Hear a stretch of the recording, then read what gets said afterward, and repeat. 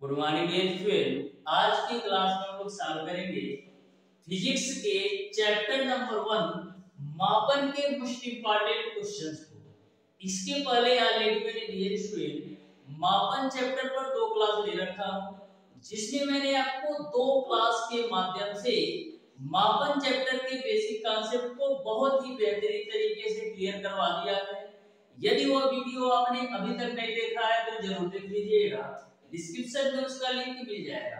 Dear student, आज की class में हम लोग मापन टाइप के जितने भी टाइप से क्वेश्चन आपके पॉलिटेक्निक अथवा आईआईटी एंट्रेंस एग्जाम में पूछे जाते हैं या पूछे जाने की संभावना है, सभी क्वेश्चन को बहुत ही बेहतरीन तरीके से सॉल्व करने वाले हैं और प्रत्येक क्वेश्चन को डियर स्टूडेंट बेहतरीन कॉन्सेप्ट के साथ आपको बताने वाला हूं। यदि एक बार डियर स्टूडेंट पूरा वीडियो अच्छी तरीके से देख लेते हो तो मापन चैप्टर से किसी भी तरीके से किसी भी टाइप का क्वेश्चन आपसे पूछ लिया जाए, आप 100% एक्यूरेसी के साथ मैक्सिमम 10 से 15 सेकंड के अंदर सॉल्व कर सकते हो। यदि न्यूमेरिकल टाइप का है तो 10 से 15 सेकंड, और यदि आपका थ्योरी टाइप का क्वेश्चन है तो मैक्सिमम आप 1 से 2 सेकंड के अंदर सॉल्व कर सकते हो। क्योंकि थ्योरी टाइप के क्वेश्चन में ये होता है, यदि आपको क्वेश्चन आता है तो तुरंत टिक करके आप नेक्स्ट क्वेश्चन पर बढ़ सकते हैं, लेकिन न्यूमेरिकल टाइप के क्वेश्चन में आपको जैसा न्यूमेरिकल होता है उसी अनुसार उसमें टाइम देना पड़ता है। तो स्टार्ट करते हैं डियर स्टूडेंट आज की क्लास। ध्यान से समझिएगा, प्रत्येक क्वेश्चन को बहुत ही बेहतरीन तरीके से मैं आपको बताने वाला हूं। आप ध्यान से प्रत्येक क्वेश्चन के कॉन्सेप्ट को समझिएगा, जिससे आपको सारी चीजें अच्छी तरीके से समझ में आ सके। तो प्रत्येक क्वेश्चन डियर स्टूडेंट आपके एग्जाम के पॉइंट ऑफ व्यू से महत्वपूर्ण है, तो प्रत्येक क्वेश्चन को आप बिल्कुल ध्यान से समझिएगा। जैसे क्वेश्चन नंबर 1 आपका इस प्रकार से दे रखा है डियर स्टूडेंट कि यदि एक जीवाणु की लंबाई 1 माइक्रोन हो तो 1 मीटर लंबाई के जीवाणुओं की संख्या होगी। ऑप्शन नंबर ए आपको दे रखा है 10 पे पावर 3, ऑप्शन नंबर बी आपको दे रखा है 10 पे पावर -3, और ऑप्शन नंबर सी आपको दे रखा है 10 पे पावर -6, और ऑप्शन नंबर डी आपको दे रखा है 10 पे पावर 6। तो एक जीवाणु की जो लंबाई है वो आपका 1 माइक्रोन है। एक जीवाणु की जो लंबाई है वो आपका कितना है, 1 माइक्रोन है।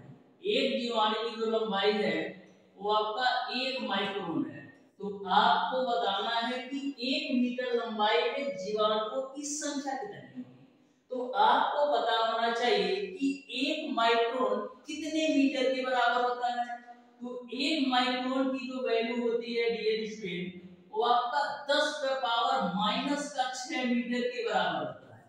1 माइक्रोन की जो वैल्यू होती है 10 पे पावर -6 मीटर के बराबर होता है। यानी कि यदि हमको माइक्रोन को मीटर में बदलना है तो इसमें आपको 10 पे पावर -6 से गुणा करना पड़ेगा। तो इस तरीके से डियर स्टूडेंट एक जीवाणु की जो लंबाई आ जाएगी, मीटर में, वो आपका आ जाएगा 10 पे पावर -6 मीटर में। आपको बताना है 1 मीटर में जीवाणुओं की संख्या कितनी होगी। तो 1 मीटर में जीवाणुओं की संख्या कितनी हो जाएगी, जो आपका 10 पे पावर -6 राइट साइड में है वो आपका लेफ्ट साइड में आ जाएगा। तो हो जाएगा आपका 10 पे पावर 6 जीवाणु। यानी कि 1 मीटर लंबाई में डियर स्टूडेंट जो जीवाणुओं की संख्या होगी वो आपका 10 पे पावर 6 जीवाणु होगा। इस तरीके से क्वेश्चन नंबर 1 का जो राइट आंसर होगा वो आपका ऑप्शन नंबर डी बिल्कुल राइट आंसर हो जाएगा। बढ़ते हैं डियर स्टूडेंट क्वेश्चन नंबर 2 की तरफ। ध्यान से समझिएगा क्वेश्चन नंबर 2 को। यह भी क्वेश्चन आपका बिल्कुल सिंपल और आसान सा क्वेश्चन है। ध्यान से समझिएगा क्वेश्चन नंबर 2 को कैसे सॉल्व करना है। तो क्वेश्चन नंबर 2 आपके सामने इस प्रकार से है डियर स्टूडेंट, ध्यान से समझिएगा कैसे सॉल्व करना है क्वेश्चन नंबर 2। तो क्वेश्चन नंबर 2 आपको दे रखा है एक लाल रुधिर कणिका का जो द्रव्यमान है वो आपका 10 पे पावर -15 किग्रा है। 25 मिलीग्राम रक्त में ऐसे कणों की अनुमानित संख्या क्या होगी, ये आपको बताना है।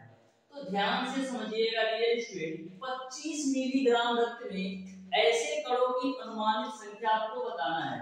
तो यहाँ पर डियर स्टूडेंट आपको पता होना चाहिए कि 1 मिलीग्राम कितने किग्रा के बराबर होता है।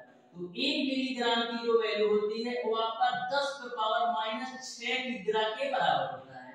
वहीं पर डियर स्टूडेंट 1 मिलीग्राम की वैल्यू यदि हम ग्राम में देखना चाहें तो 10⁻³ ग्राम के बराबर होता है। यहाँ पर बात की गई है 25 मिलीग्राम की। तो 25 मिलीग्राम को डियर स्टूडेंट सबसे पहले आपको किग्रा में चेंज करना पड़ेगा। तो 25 गुणे आपका मिलीग्राम को यदि हम किग्रा में चेंज करेंगे तो 10⁻⁻6 से गुणा करना होगा, तो 10⁻⁻6। ये आपका 25 मिलीग्राम का केजी में जो टोटल भार है वो आपका 25 गुणे 10⁻⁻6 किग्रा है। अब डियर स्टूडेंट आपको बताना है टोटल रुधिर कणिकाओं की संख्या, जबकि एक रुधिर कणिका का जो द्रव्यमान है वो आपका 10⁻⁻15 किग्रा है और टोटल द्रव्यमान आपका है 25 गुणे 10⁻⁻6। तो 25 गुणे 10⁻⁻6 में जब एक रुधिर कणिका के द्रव्यमान से आप भाग देंगे तो आपको टोटल रुधिर कणिकाओं की संख्या मिल जाएगी कि 25 मिलीग्राम में टोटल कितने रुधिर कणिकाएं होंगी। इसी को आपको कैलकुलेट कर लेना है। तो 25 गुणे, अब देखो 10⁻⁻15 आपका ऊपर जाएगा तो आपका हो जाएगा 10⁻⁻6 और ये आपका 10⁻⁻15 ऊपर जाएगा तो 10⁻15 हो जाएगा। तो यहाँ से हम लिख सकते हैं 25 गुणे 15 में से 6 घटाओ तो कितना बचेगा 9, यानी कि 25 गुणे 10⁻9 जीवाणु होंगे। तो इस तरीके से जो क्वेश्चन नंबर 2 का बिल्कुल राइट आंसर होगा वो आपका ऑप्शन नंबर सी सही हो जाएगा, यानी कि 25 मिलीग्राम रक्त में डियर स्टूडेंट टोटल जो रक्त कणिकाओं की संख्या होगी वो आपका 25 गुणे 10⁻9 होगा, यानी ऑप्शन नंबर सी जो है क्वेश्चन नंबर 2 का बिल्कुल राइट आंसर होगा। बढ़ते हैं हम डियर स्टूडेंट क्वेश्चन नंबर 3 की तरफ। ध्यान से देखिएगा, प्रत्येक क्वेश्चन को बहुत ही बेहतरीन तरीके से हम कवर करने वाले हैं। बस आप ध्यान से प्रत्येक क्वेश्चन के कॉन्सेप्ट को समझो, बहुत ही बेहतरीन तरीके से आपको सारी चीजें समझ में आने वाली है। क्वेश्चन नंबर 3 आपका इस प्रकार से है, किसी तारे से, क्वेश्चन नंबर 3 को आप ध्यान से देखिएगा डियर स्टूडेंट, दे रखा है किसी तारे से पृथ्वी तक प्रकाश के आने में 5 वर्ष लगते हैं। तारे से पृथ्वी की दूरी किलोमीटर में क्या होगी ये आपको बताना है। तो सबसे पहले डियर स्टूडेंट आपको पता होना चाहिए कि एक प्रकाश वर्ष की वैल्यू कितने किलोमीटर के बराबर होती है, तभी तो आप 5 प्रकाश वर्ष को किलोमीटर में बदल सकते हो। तो डियर स्टूडेंट एक प्रकाश वर्ष की जो वैल्यू होती है, एक प्रकाश वर्ष की जो वैल्यू होती है वो आपका होता है 9.46 गुणे 10⁻15 मीटर। लेकिन क्वेश्चन को आपको सॉल्व करना है किलोमीटर, तो मीटर को किलोमीटर में चेंज करने के लिए क्या करते हैं, आपको पता है कि 1 किलोमीटर की वैल्यू आपका 1000 मीटर के बराबर होता है। तो 1 मीटर की जो वैल्यू होगी वो आपका 1/1000 किलोमीटर के बराबर होगा। यानी कि यदि हमको मीटर को किलोमीटर में बदलना होगा तो हमको इसमें 1000 से भाग कर देना होगा। तो जब 1000 से भाग कीजिएगा तो मिलेगा आपको 9.46 गुणे 10⁻12 किलोमीटर, यानी एक प्रकाश वर्ष की वैल्यू यदि हम किलोमीटर में देखना चाहें तो 9.46 गुणे 10⁻12 किलोमीटर आपको मिलेगा। आपको बताना है कि 5 वर्ष में कितने किलोमीटर के बराबर होगा। तो 5 प्रकाश वर्ष कितने किलोमीटर के बराबर होगा, 5 गुणे एक प्रकाश वर्ष की वैल्यू आपका है 9.46 गुणे 10⁻12 किलोमीटर। अब मल्टीप्लाई करा दो तो 5 × 30 को 0, अब 5 × 20 23 को 3, अब 5 9 45 और 2 47, कितने अंक पे दशमलव लगाना है, 2 अंक पे, तो 2 अंक पे मैंने दशमलव लगा दिया, गुणे 10⁻12 किलोमीटर। इसको और क्या हम लिख सकते हैं, इसको हम लिख सकते हैं 4.73 गुणे 10⁻13 किलोमीटर के बराबर भी। इस तरीके से 5 वर्ष या 5 प्रकाश वर्ष में जो टोटल दूरी किलोमीटर में होगी वो आपका 4.73 गुणे 10⁻13 किलोमीटर हो जाएगा, क्योंकि किलोमीटर में आपको बताना है। इस तरीके से क्वेश्चन नंबर 3 का ऑप्शन नंबर सी सही हो जाएगा। तो बहुत ही बेहतरीन तरीके से यह भी क्वेश्चन आपको समझ में आया होगा। बढ़ते हैं डियर स्टूडेंट क्वेश्चन नंबर 4 की तरफ। तो ध्यान से समझिएगा क्वेश्चन नंबर 4 को, बिल्कुल सिंपल सा एक क्वेश्चन है, आप ध्यान से समझिएगा तो अच्छी तरीके से आपको समझ में आने वाला है। तो क्वेश्चन नंबर 4 आपके डियर स्टूडेंट आपके सामने है, ध्यान से समझिएगा इस क्वेश्चन को कैसे सॉल्व करना है। दे रखा है कि कांच के एक गुटके की यहाँ पर कुछ क्वेश्चन में मिस्टेक है, इसको हम करेक्ट कर लेते हैं डियर स्टूडेंट। देखो क्वेश्चन आपका इस प्रकार से है कि कांच के एक गुटके की आपको विमाएं दे रखा है, कांच के एक गुटके की विमाएं दे रखा है आपको 50 सेंटीमीटर गुणे 20 सेंटीमीटर गुणे आपको दे रखा है 2.5 सेंटीमीटर, ठीक है, ये आपको दे रखा है। तो एमकेएस प्रणाली में गुटके का आयतन घन मीटर में आपको ज्ञात करना है। क्वेश्चन आपका इस प्रकार से है, ध्यान से सुनिएगा।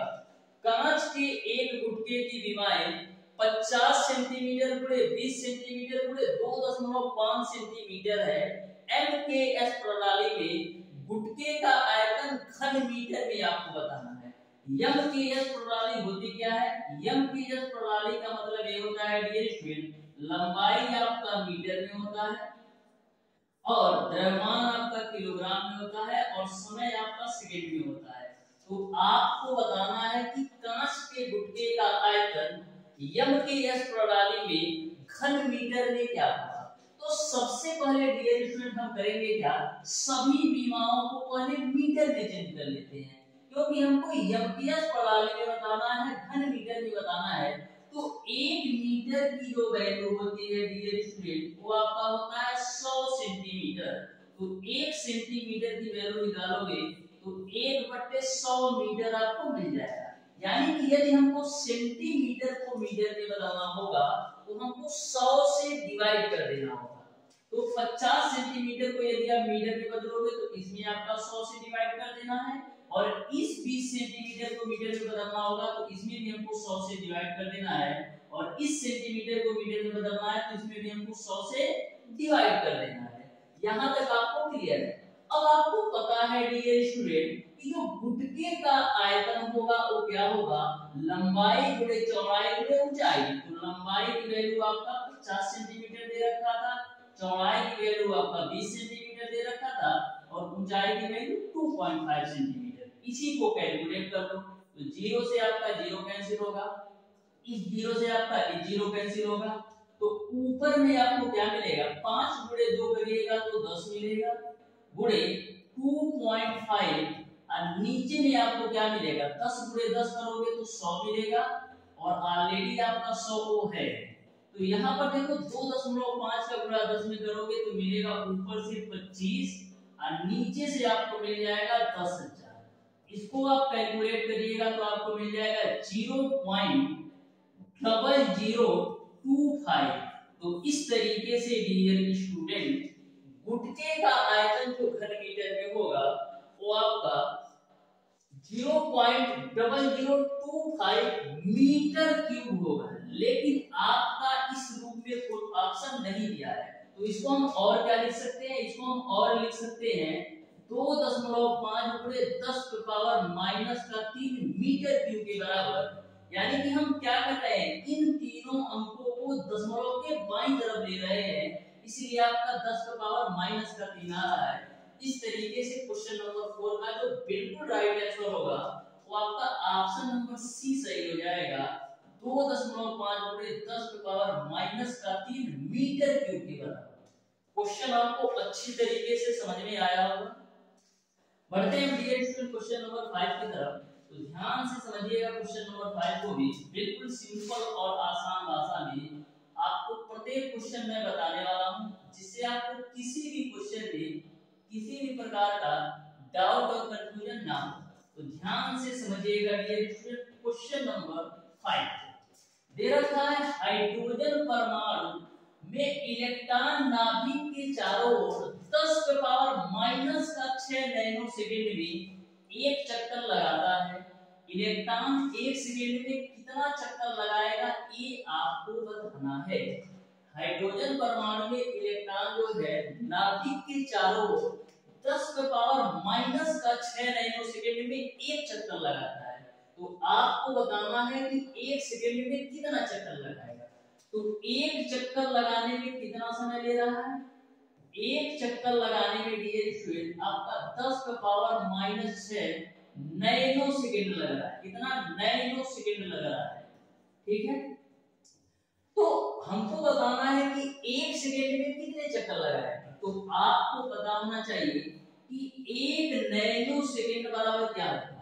एक नैनो सेकंड बराबर आपका होता है 10⁻⁹ सेकंड के बराबर। एक नैनो सेकंड बराबर आपका होता है 10⁻⁹ सेकंड के बराबर। यानी कि यदि हमको नैनो सेकंड को सेकंड में बदलना होगा तो क्या करेंगे, इसमें हम 10⁻⁹ से गुणा कर देंगे। तो 10⁻⁹ गुणे 10⁻⁻⁶ सेकंड में बदल जाएगा। तो यहां से आपको मिल जाएगा 10⁻⁻⁻⁵ सेकंड के बराबर। यानी कि एक चक्कर लगाने में यदि हम सेकंड में देखें तो 10⁻⁻⁻⁵ सेकंड लगाता है। आपको बताना है एक सेकंड में कितने चक्कर लगाएगा। तो एक सेकंड में कितने चक्कर लगाएगा, जो आपका 10⁻⁻15 है वो आपका लेफ्ट साइड में चला जाएगा। तो 10⁻15 हो जाएगा। यानी कि एक सेकंड में 10⁻15 चक्कर लगाएगा। इस तरीके से क्वेश्चन नंबर 5 का ऑप्शन नंबर जो है सी जो है बिल्कुल राइट आंसर हो जाएगा। बहुत ही बेहतरीन तरीके से किसी भी न्यूमेरिकल को सॉल्व कर सकते हो यदि आपको बेसिक कॉन्सेप्ट यानी कि मीटर के जो पैमाने हैं वो पता हो, या सेकंड के जो पैमाने हैं वो पता है, और द्रव्यमान के कौन कौन से पैमाने या मात्रक होते हैं ये पता है, तो बहुत ही बेहतरीन तरीके से सॉल्व कर सकते हो। बढ़ते हैं हम डियर स्टूडेंट नेक्स्ट क्वेश्चन पर।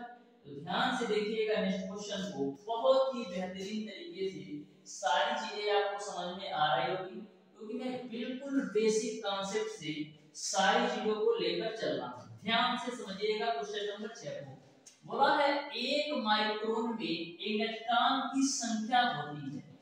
1 माइक्रोन में एंगस्ट्रॉम की संख्या कितनी होती है ये आपको बताना है।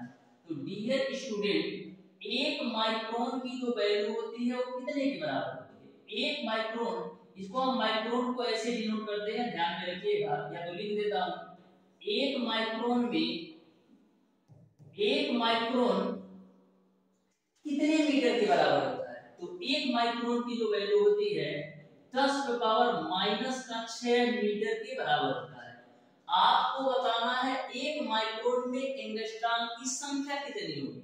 तो आपको पता है डियर स्टूडेंट कि 1 एंगस्ट्रॉम की जो वैल्यू होती है वो आपका 10⁻⁻10 मीटर के बराबर होता है। 1 एंगस्ट्रॉम की वैल्यू 10⁻⁻10 मीटर के बराबर होता है। तो 1 मीटर की जो वैल्यू होगी कितना होगा? 10⁻10 एंगस्ट्रॉम के बराबर होगा। यहां से यदि आप 1 मीटर की वैल्यू निकालिएगा तो 10⁻10 एंगस्ट्रॉम के बराबर होगा। यानी कि यदि हमको मीटर को एंगस्ट्रॉम में बदलना है, यदि मीटर को एंगस्ट्रॉम में बदलना है तो किससे गुणा करना पड़ेगा? 10⁻10 से। तो इसमें हम 10⁻10 से हम गुणा कर देते हैं तो ये आपका एंगस्ट्रॉम में बदल जाएगा। तो 10⁻10 में से 10⁻6 घटेगा तो 10⁻4 एंगस्ट्रॉम मिल जाएगा। यानी कि 1 माइक्रोन की जो वैल्यू है वो आपका डियर स्टूडेंट 10⁻4 एंगस्ट्रॉम के बराबर होगा। इस तरीके से क्वेश्चन नंबर 6 का ऑप्शन नंबर ए सही हो जाएगा। बिल्कुल बेहतरीन तरीके से सारी चीजें समझ में आ रही होगी। बढ़ते हैं डियर स्टूडेंट क्वेश्चन नंबर 7 की तरफ। ध्यान से देखिएगा क्वेश्चन नंबर 7 को, बहुत ही बेहतरीन तरीके से यह क्वेश्चन आपको समझ में आने वाला है। तो क्वेश्चन नंबर 7 को भी आप ध्यान से देखिएगा। तो क्वेश्चन नंबर 7 आपके सामने है, ध्यान से समझिएगा कैसे सॉल्व करना है क्वेश्चन नंबर 7। तो क्वेश्चन नंबर 7 आपका इस प्रकार से है, 1 नैनोमीटर किसके तुल्य है ये आपको बताना है। तो ध्यान से समझना, 1 नैनोमीटर कितने के बराबर होता है? 1 नैनोमीटर जो आपका होता है डियर स्टूडेंट, कितने मीटर के बराबर होता है? तो 1 नैनोमीटर जो होता है वो आपका डियर स्टूडेंट आपका बराबर होता है 10 की पावर माइनस का 9 मीटर के बराबर होता है। लेकिन यहाँ पर जो ऑप्शन दिया गया है सेंटीमीटर और मिलीमीटर में दिया है। 1 नैनोमीटर बराबर 10 की पावर माइनस का 9 मीटर होता है। यदि हम मीटर को सेंटीमीटर में बदलना चाहें तो क्या होगा? आपको पता है कि 1 मीटर की वैल्यू आपका 100 सेंटीमीटर के बराबर होता है। यानी कि यदि हम मीटर को सेंटीमीटर में बदलना चाहें तो इसमें हम 100 से गुणा करना पड़ेगा, तो 10 की पावर माइनस 9 गुणे 100, तो इसको आप कैलकुलेट करिएगा तो 10 की पावर कितना मिलेगा? माइनस का 7, क्योंकि पावर 2 इससे कम हो जाएगा, तो 10 की पावर माइनस का 7 सेंटीमीटर के बराबर होगा। यानी कि 1 नैनोमीटर की जो वैल्यू होगी 10 की पावर माइनस 7 सेंटीमीटर के बराबर होगा। यानी ऑप्शन नंबर सी सही हो जाएगा। यदि आपसे पूछ लिया जाता कि 1 नैनोमीटर कितने मिलीमीटर के बराबर होता तो क्या करते? तो आपको पता है कि 1 सेंटीमीटर की जो वैल्यू है वो आपका 10 मिलीमीटर के बराबर होता है। 1 सेंटीमीटर की वैल्यू 10 मिलीमीटर के बराबर होता है। यानी कि सेंटीमीटर को यदि मिलीमीटर में बदलना है तो इसमें 10 से गुणा करेंगे तो आपको मिल जाएगा 10 की पावर माइनस का 6 मिलीमीटर। तो दोनों पॉइंट को आप ध्यान में रखिएगा, बहुत ही महत्वपूर्ण पॉइंट है। बढ़ते हैं डियर स्टूडेंट क्वेश्चन नंबर 8 की तरफ। ध्यान से समझिएगा क्वेश्चन नंबर 8 को भी, बहुत ही बेहतरीन और सिंपल सा ये क्वेश्चन है। आप अच्छी तरीके से सारे क्वेश्चन समझिए डियर स्टूडेंट। ऐसे ही क्वेश्चन आपके एग्जामिनेशन में देखने को मिलते हैं। जो स्टूडेंट पढ़कर जाता है वो बेहतरीन से बेहतरीन रैंक लाता है। तो आपको सारी चीजें कवर करते हुए चलना है, बहुत ही बेहतरीन तरीके से समझ में आ रही है। लिखा है क्वेश्चन नंबर 8, निम्नलिखित में से किस दूरी को नैनोमीटर में सरलता से लिखा जा सकता है? बाल की मोटाई को, कि परमाणु के व्यास को, कि कागज की मोटाई की, कि पृथ्वी के व्यास को? तो नैनोमीटर में हम सरलता से डियर स्टूडेंट केवल और केवल परमाणु के व्यास को माप सकते हैं। इस तरीके से क्वेश्चन नंबर 8 का ऑप्शन नंबर बी सही है। क्वेश्चन नंबर 9 को आप ध्यान से देखिएगा। ये भी क्वेश्चन आपका बिल्कुल सिंपल और आसान क्वेश्चन है। आप ध्यान से देखिएगा जिससे आपको अच्छी तरीके से समझ में आ सके। तो क्वेश्चन नंबर 9 पे चलते हैं। ध्यान से समझना कैसे सॉल्व करना है क्वेश्चन नंबर 9। तो क्वेश्चन नंबर 9 आपका इस प्रकार से है, 900 एंगस्ट्रॉम दूरी तय करने में प्रकाश को समय लगेगा। यानी कि 900 एंगस्ट्रॉम दूरी को तय करने में प्रकाश को कितना समय लगेगा ये आपको बताना है। यानी कि जो दूरी की वैल्यू दे रखी है वो आपको कितना दे रखा है? 900 एंगस्ट्रॉम। अब देखो डियर स्टूडेंट, एक एंगस्ट्रॉम की वैल्यू कितनी होती है? एक एंगस्ट्रॉम की वैल्यू डियर स्टूडेंट होती है आपका 10 की पावर माइनस का 10 मीटर के बराबर। यानी कि यदि हमको एंगस्ट्रॉम को मीटर में बदलना होगा तो इसमें हमको 10 की पावर माइनस 10 से गुणा करना होगा, तो आपको मिलेगा 900 गुणे 10 की पावर माइनस का 10। इसको और सिंपलीफाई कर लो तो डबल जीरो से यहाँ डबल जीरो कम कर दो तो मिल जाएगा आपको 9 गुणे 10 की पावर माइनस का 8 मीटर के बराबर। यहाँ तक सबको क्लियर समझ में आ गया होगा कि जो दूरी है वो आपका 9 गुणे 10 की पावर माइनस का 8 मीटर के बराबर होगी। अब देखो प्रकाश को समय लगेगा तो आपको प्रकाश की चाल पता होना चाहिए। तो प्रकाश की जो चाल होती है वो कितना होता है? प्रकाश की जो चाल होती है वो आपका 3 गुणे 10 की पावर 8 मीटर प्रति सेकंड होता है। प्रकाश की जो चाल होती है 3 गुणे 10 की पावर 8 मीटर प्रति सेकंड होता है। अब आप आसानी से समय निकाल सकते हो। तो दूरी बराबर आपका क्या होता है डियर स्टूडेंट? चाल गुणे आपका होता है समय। तो दूरी जो आपका है 9 गुणे 10 की पावर माइनस का 8 है बराबर चाल आपका है 3 गुणे 10 की पावर 8 और समय की वैल्यू आपको निकालना है। 3 से काट दो 9 को तो 3 बार में कटेगा तो मिलेगा आपको 3 गुणे 10 की पावर माइनस का 8 और जब 10 की पावर 8 लेफ्ट साइड आएगा तो ये भी आपका 10 की पावर माइनस का 8 हो जाएगा। तो यहाँ से डियर स्टूडेंट यदि आप t की वैल्यू निकालोगे तो क्या मिलेगा, 3 गुणे 10 पे पावर माइनस 8, 10 पे पावर माइनस 8 दोनों की पावर को ऐड करोगे तो 10 पे पावर माइनस का 16 हो जाएगा, ये भी सेकंड में। तो इस तरीके से जो समय लगेगा वो आपका 3 गुणे 10 पे पावर माइनस का 16 सेकंड लगेगा। यानी क्वेश्चन नंबर 9 का डियर स्टूडेंट आपका ऑप्शन नंबर ए सही हो जाएगा। ऑप्शन नंबर ए जो होगा क्वेश्चन नंबर 9 का बिल्कुल राइट आंसर होगा। बढ़ते हैं डियर स्टूडेंट क्वेश्चन नंबर 10 की तरफ। ध्यान से समझिएगा क्वेश्चन नंबर 10 को, बहुत ही सिंपल और आसान सा ये क्वेश्चन है। आप ध्यान से समझिएगा, बहुत ही बेहतरीन तरीके से सारी चीजें मैं आपको समझाने वाला हूं। तो क्वेश्चन नंबर 10 आपका इस प्रकार से है डियर स्टूडेंट, यदि चंद्रमा की त्रिज्या आपका 3 गुणे 10 पे पावर 8 सेंटीमीटर है और घनत्व तो आपको दे रखा है 3.5 गुणे 10 पे पावर 3 किग्रा प्रति घन मीटर क्यूब, तो द्रव्यमान आपको बताना है। तो सबसे पहला हमारा काम क्या होता है कि हमको यूनिट समान करना होता है, मात्रक को समान करना होता है। तो यह जो वैल्यू आपका है किग्रा प्रति घन मीटर क्यूब में है, लेकिन यह जो वैल्यू है आपका सेंटीमीटर है। तो सबसे पहले सेंटीमीटर को हम क्या करते हैं, मीटर में बदलते हैं। तो आपको पता है डियर स्टूडेंट 1 मीटर बराबर आपका होता है 100 सेंटीमीटर। तो 1 सेंटीमीटर की जो वैल्यू होगी वो आपका 1/100 मीटर के बराबर होगी। यानी कि यदि हमको सेंटीमीटर को मीटर में बदलना होगा तो इसमें हमको 100 से भाग करना होगा। तो यहाँ से जब 3 गुणे 10 पे पावर 8 सेंटीमीटर को मीटर में बदलिएगा तो 3 गुणे 10 पे पावर 6 मीटर के बराबर हो जाएगा। यानी कि जो त्रिज्या हो जाएगी चंद्रमा की वो आपका 3 गुणे 10 पे पावर 6 मीटर हो जाएगा। आपको निकालना है द्रव्यमान कितना है। तो डियर स्टूडेंट आपको पता है कि घनत्व बराबर क्या होता है, द्रव्यमान बटे का आयतन।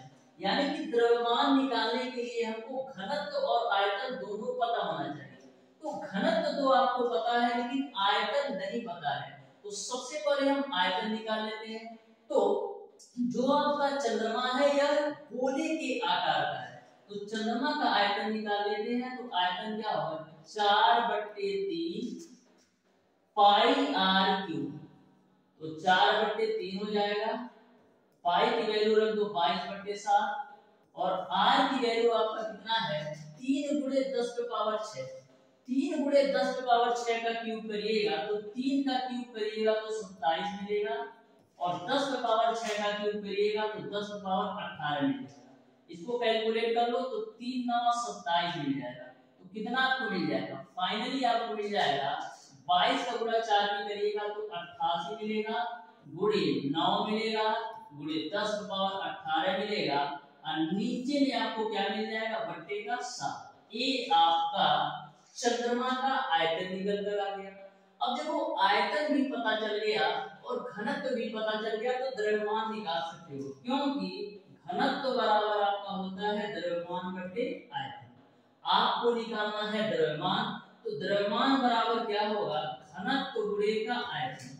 तो यहाँ से द्रव्यमान निकालो तो घनत्व की वैल्यू आपका है 3.5 गुणे 10 पे पावर 3 गुणे आयतन की जो वैल्यू है कितना है 88 गुणे 9 गुणे 10 पे पावर 18 और नीचे में आपका है डिवाइडेड बाय 6। 7 से 3.5 को काट दो, या तो यह भी ऐसे भी कर सकते हो, हम 3.5 को क्या लिख सकते हैं, 3.5 को हम लिख सकते हैं डियर स्टूडेंट 7/2। तो 3.5 की जगह पर हम लिख देते हैं 7/2। अब देखो 7 से 7 को काट दो और 2 से काटिएगा 88 को तो 44 बार भी कटेगा। तो फाइनली आपको कितना मिल जाएगा, फाइनली आपको मिलेगा डियर स्टूडेंट 44 गुणे 9 कितना होता है, 9 चौक 36 को 6 और 9 चौक 36 3 39। अब देखो गुणे 10 पे पावर 18 में 10 पे पावर 3 जोड़ोगे तो 10 पे पावर आपका 21 हो जाएगा। तो यहाँ से आपको और क्या लिख सकते हैं, लिख सकते हैं 3.96 गुणे 10 पे पावर 23, वो भी किसमें, किग्रा में। तो इस तरीके से आपका जो चंद्रमा का द्रव्यमान होगा वो आपका 3.96 गुणे 10 पे पावर 23 किग्रा होगा। 3.96 गुणे 10⁻23 किग्रा होता है। एक बार हम चेक कर लेते हैं। देखो 9 चौक 36 और 9 चौक 36 थी 39, ठीक है, और 18 3 21 होता है, ठीक है। ये आपका 3.96 होगा, ठीक है। इसको आप करेक्ट कर लीजिएगा। 3.96 गुणे 10⁻23 किग्रा होगा। और यदि यह 39.6 होगा तो ये आपका 10⁻22 किग्रा होगा, ठीक है। तो इसमें आपको कोई दिक्कत नहीं है, जो ऑप्शन में दिया रहेगा उसको आप क्लिक कर देना। अब बढ़ते हैं हम डियर स्टूडेंट क्वेश्चन नंबर 11 की तरफ। तो ध्यान से समझिएगा क्वेश्चन नंबर 11 को भी, बहुत ही बेहतरीन तरीके से आपको समझ में आने वाला है। एक बार मैं इसको चेक भी कर लेता हूं यार, थोड़ा सा मिस्प्रिंट लग रहा है क्या, एक बार मैं इसको चेक कर लेता हूं, ठीक है। तो देखो यहाँ पर घनत्व गुणे आयतन, तो घनत्व की वैल्यू कितना है 3.5 गुणे 10⁻3, तो ठीक है, मैंने 7 से 7 कैंसिल कर दिया, 2 से काटा 88 को, तो 44 बार में 9 चौक 36 9 चौक 36 39 और 18 3 21 हो गया, ठीक है। ये आपका बिल्कुल राइट है। बढ़ते हैं डियर स्टूडेंट क्वेश्चन नंबर 11 की तरफ। तो ध्यान से देखिएगा क्वेश्चन नंबर 11 को, बहुत ही बेहतरीन और सिंपल सा ये क्वेश्चन है। ध्यान से समझिएगा क्वेश्चन नंबर 11 को, बिल्कुल सिंपल और आसान भाषा में प्रत्येक क्वेश्चन के कॉन्सेप्ट बताऊंगा। देखो दे रखा है कि एक वर्नियर कैलिपर्स की मुख्य पैमाने की 24 भाग वर्नियर पैमाने के 25 भागों के बराबर है। यदि मुख्य पैमाने मिलीमीटर में अंकित हो तो वर्नियर का अलपत मान क्या होगा। मैंने आपको जब बेसिक कॉन्सेप्ट बताया था तो मैंने आपको बताया था कि यदि आपको कॉन्सेप्ट पता है, और यह भी मैंने बताया था कि वर्नियर कैलिपर्स पर एक क्वेश्चन 100% आएगा। अभी देखना भर भर के क्वेश्चन मिलेंगे अल्पतमांक पर। तो आपको पता है कि वर्नियर कैलिपर्स का अल्पतमांक का फार्मूला क्या होता है। वर्नियर कैलिपर्स के अल्पतमांक का फार्मूला क्या होता है। अल्पतमांक बराबर आपका होता है मुख्य पैमाने के एक भाग की लंबाई। लिखना है, लिख लो अच्छी तरीके से। मुख्य पैमाने के एक भाग की लंबाई, मुख्य पैमाने के एक भाग की लंबाई बट्टे आपका होता है वर्नियर कैलिपर्स पर कुल भागों की संख्या। बट्टे आपका होता है वर्नियर कैलिपर्स पर कुल भागों की संख्या। कुल भागों की संख्या, ये आपका अल्पतमांक का फार्मूला होता है। मुख्य पैमाने के एक भाग की लंबाई बटे वर्नियर कैलिपर्स पर कुल भागों की संख्या। तो मुख्य पैमाने के एक भाग की जो लंबाई दे रखा है वो आपका मिलीमीटर में दे रखा है, यानी कि मुख्य पैमाने की जो एक भाग की लंबाई है वो आपका 1 मिलीमीटर है बटे वर्नियर कैलिपर्स पर कुल भागों की संख्या। तो वर्नियर कैलिपर्स में जो टोटल भाग है वो आपका 25 है, तो 1/25 की वैल्यू कितना मिल जाएगी 0.04 मिलीमीटर। तो इस तरीके से जो अल्पतमांक होगा वो आपका 0.04 मिलीमीटर हो जाएगा। यानी क्वेश्चन नंबर 11 का डियर स्टूडेंट आपका जो बिल्कुल राइट आंसर होगा वो आपका कौन सा हो जाएगा, वो आपका ऑप्शन नंबर बी सही होगा। ऑप्शन नंबर बी जो है बिल्कुल राइट आंसर होगा। बढ़ते हैं डियर स्टूडेंट क्वेश्चन नंबर 12 की तरफ। ध्यान से समझना, प्रत्येक क्वेश्चन को बहुत ही बेहतरीन कॉन्सेप्ट से आपको समझाने का प्रयास करना जिससे आपको कहीं से भी किसी भी प्रकार का डाउट ना हो। तो क्वेश्चन नंबर 12 आपके सामने है, ध्यान से समझो कैसे सॉल्व करना है क्वेश्चन नंबर 12। तो क्वेश्चन नंबर 12 आपका इस प्रकार से है डियर स्टूडेंट कि एक वर्नियर का जो अल्पतमांक है 0.01 मिमी है तथा मुख्य पैमाना जो है वो आपका अर्ध मिमी में असंकित है। तो वर्नियर के कितने भाग मुख्य पैमाने के कितने भाग के बराबर होगा ये आपको बताना है। क्वेश्चन को थोड़ा सा घुमा दिया गया है लेकिन ध्यान से समझना। आपको जो अल्पतमांक दे रखा है 0.01 मिमी दे रखा है और मुख्य पैमाना जो है वो आपका अर्ध मिमी में दे रखा है। तो आपको पता है डियर स्टूडेंट की अल्पतमांक बराबर क्या होता है? अल्पतमांक बराबर आपका होता है डियर स्टूडेंट मुख्य पैमाने के एक भाग की लंबाई।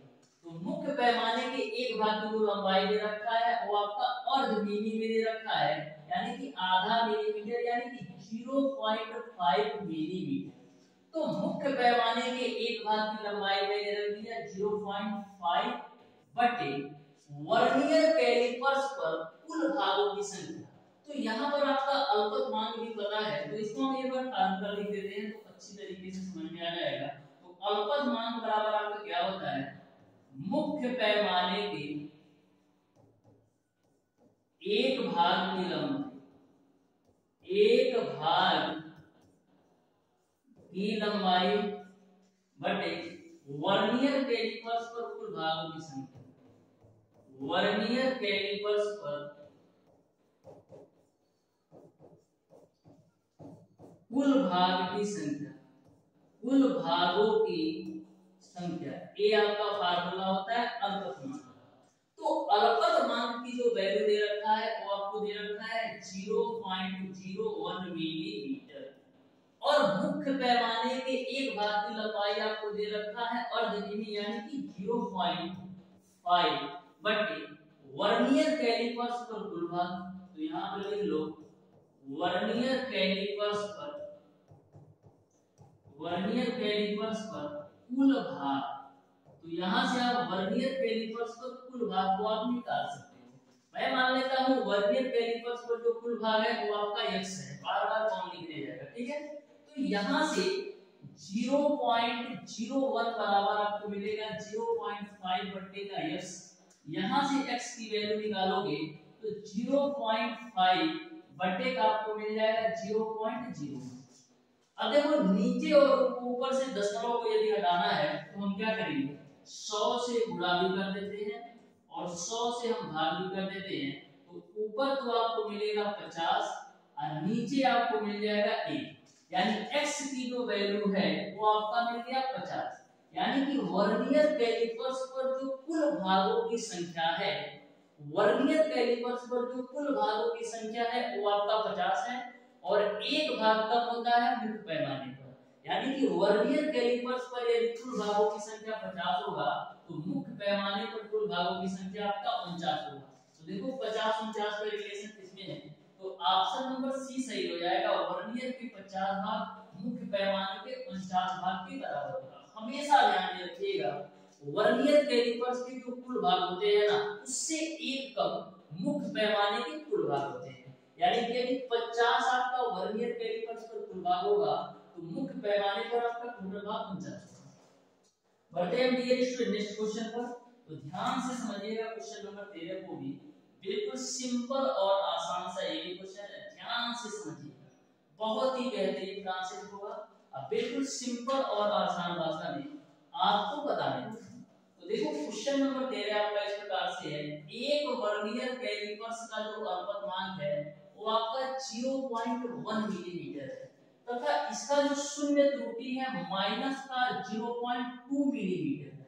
क्षण की लंबाई मापते हुए मुख्य स्केल का जो पाठ्यांक है वो आपका 4.8 सेंटीमीटर है, और वर्नियर का जो छठा भाग है मुख्य स्केल के एक अंकन के समरेखी है, तो क्षण की लंबाई ज्ञात करना है। तो यहाँ पर आप सबसे पहले ऑप्शंस को ध्यान से देखो, तो सारे ऑप्शंस आपका किसमें दे रखा है, सेंटीमीटर में दे रखा है। तो सबसे पहले सभी वैल्यू को सेंटीमीटर में बदलो। तो 0.1 मिलीमीटर किसके बराबर होगा, 0.1 मिलीमीटर आपका 0.01 सेंटीमीटर के बराबर होगा। क्यों, क्योंकि 1 सेंटीमीटर बराबर आपका 10 मिलीमीटर होता है। तो 1 मिलीमीटर बराबर आपका कितना होगा, 1/10 सेंटीमीटर। यानी कि यदि हमको मिलीमीटर को सेंटीमीटर में बदलना है तो 10 से भाग कर देंगे। अब देखो मैंने आपको शून्यांक त्रुटि में बताया था, यदि आपका शून्यांक त्रुटि निगेटिव दिया है तो जोड़ते हैं, यदि आपका शून्यांक त्रुटि निगेटिव दिया है तो जोड़ते हैं, और यदि आपका शून्यांक त्रुटि पॉजिटिव दिया है तो घटाते हैं। यहाँ पर आपका निगेटिव है तो जोड़ देंगे, यानी कि आपका प्लस का 0.2 मिलीमीटर होगा। इसको भी सेंटीमीटर में बदलोगे तो क्या होगा, ये आपका 0.02 सेंटीमीटर के बराबर हो जाएगा। यहाँ तक आपको क्लियर है। अब आप आसानी से डियर स्टूडेंट छड़ की लंबाई ज्ञात कर सकते हो। तो लंबाई बराबर आपका क्या होता है, लंबाई बराबर आपका होता है डियर स्टूडेंट पाठ्यांक। तो देखो यहाँ पर पाठ्यांक कहां पर दे रखा है 4.8 सेंटीमीटर। तो पहले फार्मूला लिख लो, स्केल का पाठ्यांक, स्केल का पाठ्यांक प्लस का आपका होता है मुख्य भागों की संख्या। वर्नियर कैलिपर्स पर मुख्य भागों की संख्या, ऐसे लिख लो, मुख्य भागों की संख्या वर्नियर कैलिपर, ठीक है। गुणे आपका होता है अल्पतमान, गुणे आपका होता है अल्पतमान, और प्लस माइनस आपका होता है त्रुटि, शून्याङ्क त्रुटि, शून्याङ्क त्रुटि। तो यह फार्मूला बहुत ही महत्वपूर्ण फार्मूला है, अच्छी तरीके से ध्यान में रख लेना कि लंबाई निकालने के लिए स्केल का पाठ्यांक प्लस मुख्य पैमानों पर भागों की संख्या, यानी कि वर्नियर कैलिपर्स के मुख्य पैमाने पर टोटल भागों की संख्या गुणे अल्पतमान प्लस का प्लस माइनस शून्याङ्क। अब देखो प्लस माइनस इसलिए किया गया है, यदि आपको जोड़ना है तो प्लस लेंगे, घटाना है तो माइनस लेंगे, लेकिन आपको क्या करना है, जोड़ना है, तो यहाँ पर केवल और केवल आप लिख दो प्लस। यहाँ तक आपको क्लियर है। अब सारी वैल्यू रख दो। तो स्केल का जो पाठ्यांक है वो आपका है 4.8 प्लस मुख्य भागों की जो संख्या है वो आपका कितना है, मुख्य भाग आपका छठा भाग है, यानी कि मुख्य भागों की संख्या 6 है, गुणे अल्पतमांक की वैल्यू आपका कितना है, अल्पतमांक की वैल्यू आपका 0.01 सेंटीमीटर है, और प्लस का शून्याङ्क त्रुटि आपने निकाला है 0.02 सेंटीमीटर, 0.02 सेंटीमीटर। इसी को कैलकुलेट कर लो तो 4.8 प्लस 6 का गुणा 0.01 में करिएगा तो 0.06 मिलेगा, प्लस का 0.02, इसी को ऐड कर लो तो मिलेगा आपको 4.862। तो इस तरीके से जो छड़ की लंबाई होगी 4.862 हो जाएगा। यानी कि आपका क्वेश्चन नंबर 13 का जो राइट आंसर होगा वो आपका ऑप्शन नंबर सी सही हो जाएगा। क्वेश्चन नंबर 13 का डियर स्टूडेंट आपका जो राइट आंसर होगा वो आपका ऑप्शन नंबर सी सही हो जाएगा। 4.862 ये आपका पूरा पूरा लिख लेना 4.862, ठीक है। एक बार ऐड करते हैं यार, थोड़ा सा मिस्टेक लग रहा है। देखो 4.8 है, 0 बढ़ा दो, फिर उसके बाद से 0.06 है, फिर उसके बाद से 0.02 है, ठीक है। तो यहाँ पर 6 2 8 8 4 यानी कि 4.88 होगा। इसको आप करेक्ट कर लेना ये स्टूडेंट, 4.88 होगा, 4.88 सेंटीमीटर होगा, यानी ऑप्शन नंबर जो है डी सही होगा। इसको सही कर लेना, ये आपका 4.88 होगा, 4.88 होगा, जब जोड़िएगा तो 4.88 आएगा। बढ़ते हैं ये स्टूडेंट क्वेश्चन नंबर 14 की तरफ, ध्यान से देखिएगा। क्वेश्चन नंबर 14 को भी बिल्कुल सिंपल और आसान सा ये भी क्वेश्चन है, ध्यान से समझिएगा क्वेश्चन नंबर 14 को। तो क्वेश्चन नंबर 14 को ध्यान से समझना, ठीक है।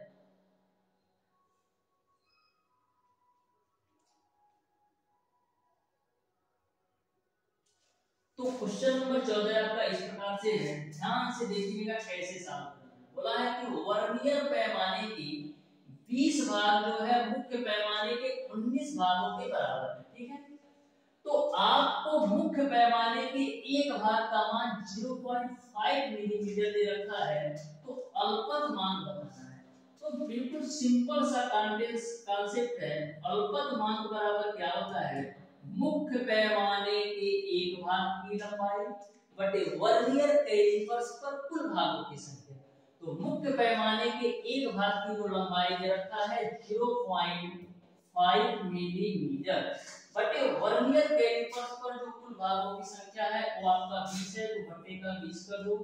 अब देखो दशमलव हटाने के लिए क्या करेंगे, ऊपर नीचे 10 से गुणा करोगे तो मिलेगा आपको 5 बटे का 200, 5 से काटो 200 को तो 40 बार में कटेगा, तो 1 बटे 40 मिलेगा। 1 बटे 40 में हम क्या लिख सकते हैं, 0.025 मिलीमीटर। तो इस तरीके से क्वेश्चन नंबर 14 का जो राइट आंसर होगा वो आपका ऑप्शन नंबर बी सही हो जाएगा। ऑप्शन नंबर बी जो होगा क्वेश्चन नंबर 14 का राइट आंसर होगा। बढ़ते हैं डियर स्टूडेंट क्वेश्चन नंबर 15 की तरफ, ध्यान से देखिएगा क्वेश्चन नंबर 15, ठीक है। तो देखो क्वेश्चन नंबर 15 को ध्यान से समझो कैसे सॉल्व करना है। क्वेश्चन नंबर 15 बोला है यदि मुख्य पैमाने में 1 सेमी में 10 भाग, ठीक है, ध्यान से समझो क्वेश्चन। बोला है यदि मुख्य पैमाने में 1 सेंटीमीटर में 10 भाग है तथा मुख्य पैमाने के 9 भाग वर्नियर कैलिपर्स के 10 भाग के बराबर है, तो वर्नियर का अवगत मान हमें बताना। तो सबसे पहले इस पॉइंट को आप लोग ध्यान से समझिएगा। बोला है कि यदि मुख्य पैमाने का जो 1 सेंटीमीटर है वो 10 भाग के बराबर है, यानी कि मुख्य पैमाने का जो 1 सेंटीमीटर है वो किसके बराबर है? जो मुख्य पैमाने का 1 सेंटीमीटर है वो आपका 10 भाग के बराबर है। तो यदि हमको मुख्य पैमाने का 1 भाग की वैल्यू निकालना है तो क्या होगा? 1 भाग की वैल्यू निकालेंगे तो 1/10 सेंटीमीटर होगा, और 1/10 सेंटीमीटर की जो वैल्यू होगी वो आपका 0.1 सेंटीमीटर होगा।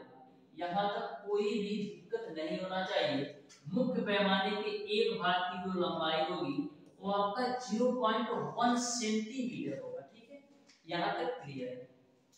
अब देखो आपको वर्नियर कैलिपर्स का अल्पत मान ज्ञात करना है। तो अल्पत मान बराबर आपका क्या होता है? अल्पत मान बराबर आपका होता है मुख्य पैमाने के 1 भाग की लंबाई। तो मुख्य पैमाने के 1 भाग की लंबाई आपने निकाला है 0.1 बटे वर्नियर कैलिपर्स पर कुल भागों की संख्या, और वर्नियर कैलिपर्स पर कुल भागों की संख्या आपका है 10।